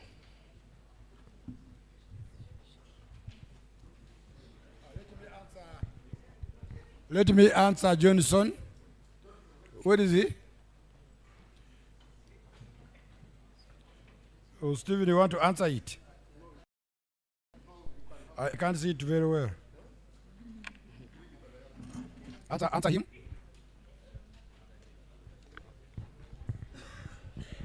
He asked the distribution of those people who are chronically poor in the 3 waves by region. Now, if I can give the answer by the statistical regions, Kampala, we have none, it is 0%. The rest of Central, that is the other districts excluding Kampala, is 3.0. Eastern region is 15.9. Northern region is 14.9. And Western is 3.6.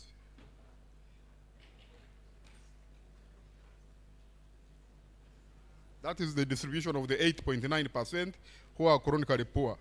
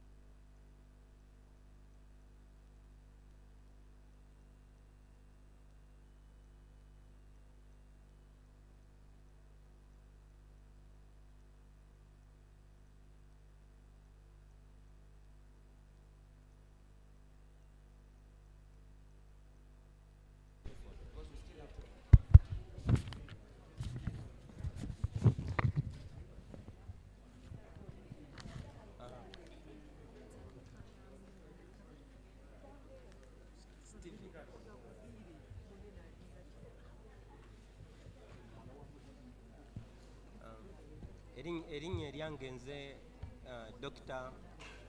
Vincent Fred Senono nga nze amyuka ekitongole ky'ebibalo Uganda Bureau of Statistics ekikulirwa Dr. Chris Mukiza nga olwaleero era tuzze okwanjula bye tuvudde mu kunoonyereza nga leero okunoonyereza kuno kwa njawulo. Okunoonyereza kuno kutunuulira amaka agamu okuva mu 2022 okutuuka mu 2024-25. Kiba kitegeeza nti okunoonyereza kuno kutunuulira amaka ge gamu emyaka esatu egidiriŋŋana, nga kino kyawukanako mu kunoonyereza okulala nti bye tunoonyereza bino biraga enkyukakyuka mu maka ago gennyini. Nti okunoonyereza okusooka nga tutunuulira abaana abali mu kibiina ekisooka ekyokubiri paka mu kibiina ekyomukaaga bameka abali mu ssomero era kati nga bali mu ssomero. Tutunuulira abantu abaali batalina mirimu bameka abatakyalina mirimu. Tutunuulira abantu abakozesa amasannyalaze gwe tuyita grid electricity benkanawa naye nga tunuulira amaka ge gamu nti amaka gano gaali tegalina amasannyalaze normally ge twagazaako agawumeme mu 2021-2022 okutuuka 2024-2025. Nga okunoonyereza kuno kulaga nti abaana abaali mu ssomero mu 2022-2024-25 beeyongeddeko obungi abasoma. Okunoonyereza ne kulaga nti abantu abakozesa amasannyalaze beeyongeddeko okuva ku bitundu 25 buli 100 okutuuka ku bitundu 29 buli 100. Ate ne tunoonyereza ne kulaga nti abantu abaali bakola emirimu gye bakola gyakulya nga tebafunamu kasente bakendedde okuva ku bitundu 3 buli 100 okutuuka ku bitundu 23 buli 100.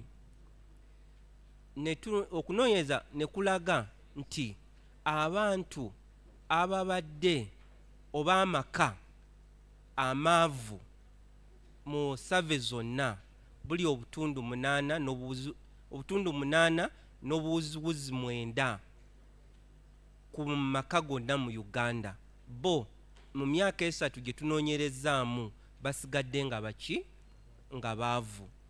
Era kunoonyereza ne kulaga nti amaka ebitundu 57 buli 100 bo emyaka gino 3 babadde nga si baavu mu kunoonyereza kuno. Nate okunoonyereza ne kulaga nti ebikwatagana n'ebyobulimi amaka ebitundu 63.9 be babadde mu bulimi mu mwaka gw'2024-2025, nga ku bo 56 bo babadde mu bulimu emyaka egyo gyonna. Kiba kitegeeza nti abamu abaali mu bulimi bakola ki? Babuvaamu, abamu babusigalamu, ate abamu abataali balimi beeyongedde bazze mu ki? Mu bulimi. Okunoonyereza ne kulaga nti abantu abalima emmwanyi beeyongeddeko,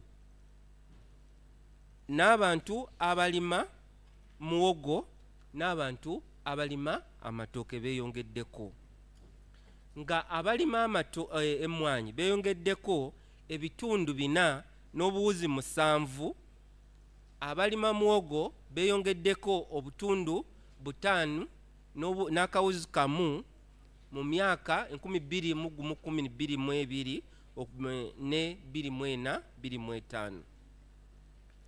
ate ne kulaga nti abantu abakozesa mu Luganda oba abalimisa abafuna abalimisa beeyongeddeko naye nga bakyali ki wansi, nga abantu abafunye ababayambako mu bulimi mu myaka 3 babadde obuwuzi 7. Tebaweze na katunda kambaweze nti bo mu kulima kwabwe bafunye okuyambibwa kubalimisa mu Luganda kutwaliso ababayambako okulima basigadde nga onno obutundu obuwuzi 7 bwokka be bafunye obuyambi obwo, nga abasukka mu 7 buli 100 tebafunye buweereza bwonna mu kulima nga balima. Okwekumu kubivuddemu mu kunoonyereza ebikulu, naye nga n'ekisembayo tulaze nti abaana abali basoma mu senior 4 mu 2012 kati nga bakyasoma bali ebitundu 40 buli 100. Kitegeeza mu myaka gye tukoleddemu ebitundu 6 tebakyali mu ssomero, nga bo abali mu kibiina ekyomusanvu 75 be bakyali mu ssomero. Ekitegeeza ebitundu 25 bo tebakyali mu ssomero. Mwebale nnyo.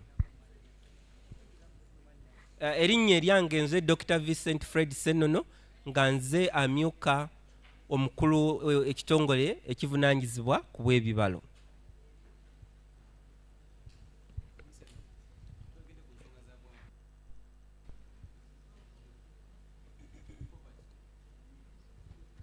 Ekigendererwa kyaffe nga bwe mba nnyonnyodde era kyekyo nti 57 buli 100 mu myaka 3 gye tubakulemu kunyuza tebabangako ki baavu. Simanyi kyo kirala kyo wali yagadde.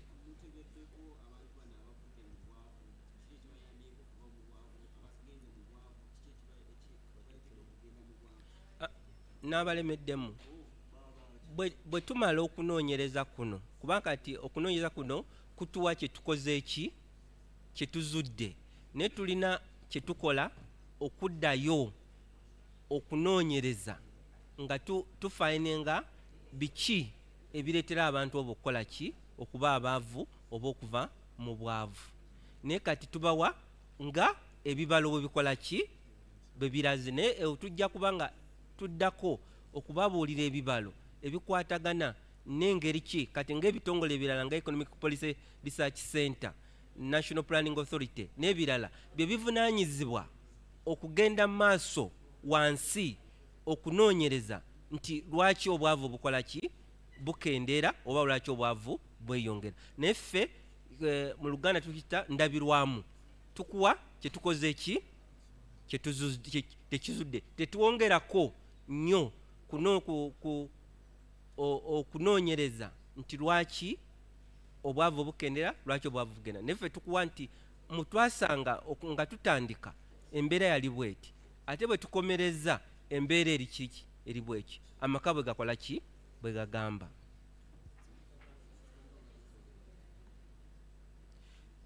Okusinziira mu kunoonyereza ekitundu eastern part of Uganda, mu Luganda batukise tutya, Eastern Uganda we tusinze okulaba abantu abakyalemedde mu bwavu okusinga ebitundu ebirala, nga kiri ebitundu 14 n'obuwuzi 5 abasigadde mu bwavu mu myaka egy'esatu gye tukoleddemu okunoonyereza.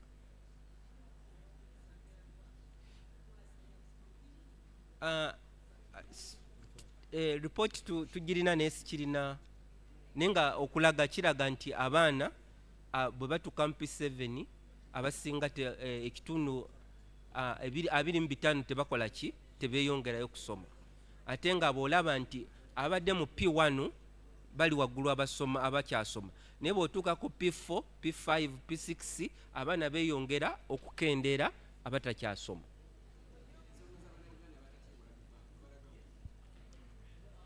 Era nga bwe nkunnyonnyodde nti sikyogeddeeko naye nga okunoonyereza kwo kulaga nti abantu beewola mu mirundi mingi. Abamu beewola ssente nkalu, abamu beewola bintu. Naye okunoonyereza kulaga nti abeewola ssente n'abeewola ebintu ebikalu bagenda bakola ki? Bakendeera. Okunoonyereza kwe kukola ki? Kwe kulaga. Naye kati ebibuuzo ebimu bye mutubuuza tusobola biddamu mu survey gye tugenda okuddamu kola ki? Okutandika. Kuba kati tuba tumaze okufuna mu myaka 3 abantu bakendeera okukola ki? Okwewola. Kati tunadde tujja babuuza lwaki walekerawo okukola ki? Okwewola. Lwaki wali weewola naye n'otaddamu kukola ki? Kwewola. Lwaki walina emmotoka ne kati tokyakola ki? Tokyalina mmotoka. Lwaki wagenda nga mu banka kati tokyagenda mu ki? Mu banka. Kuba kati okunoonyeza kuno kutuyambye okufuna mu luzungu tuta baseline ebibuuzo ebirala bye tusobola okuddamu bwe tulikomawo omwaka okukola ki? Ogujja.